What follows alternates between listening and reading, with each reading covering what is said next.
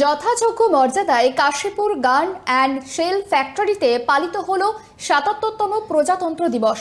পতাকা উত্তোলন ও কুচকাওয়াজের পাশাপাশি কর্মদক্ষতার স্বীকৃতি স্বরূপ কর্মীদের পুরস্কৃত করেন মুখ্য মহাপ্রবন্ধক শ্রী সুবীর কুমার সাহা।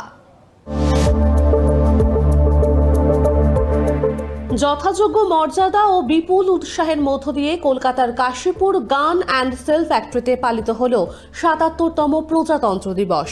ফ্যাক্টরি প্রাঙ্গণে জাতীয় পতাকা উন্মোচন করে অনুষ্ঠানের শুভ সূচনা করেন মুখ্য মহাপ্রবন্ধক শ্রী সুবীর কুমার সাহা।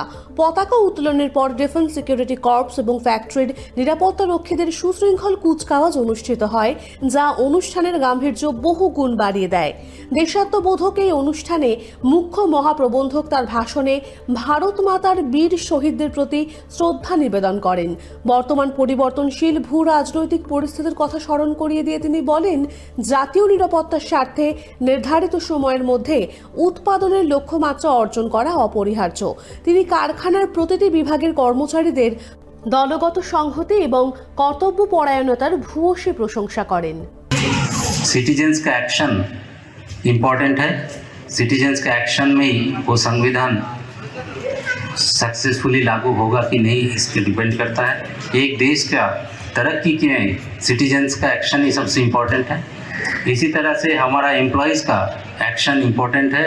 কর্মীদের মনোবল বাড়াতে এদিন অসামান্য কর্মদক্ষতার জন্য মনোনীত কর্মীদের ঘড়ি ও নগদ পুরস্কারে ভূষিত করা হয়। এছাড়া কারখানার পরিচ্ছন্নতা বজায় রাখার নিরিখে সেরা বিভাগটিকে chief general manager challenge shield প্রদান করা হয়।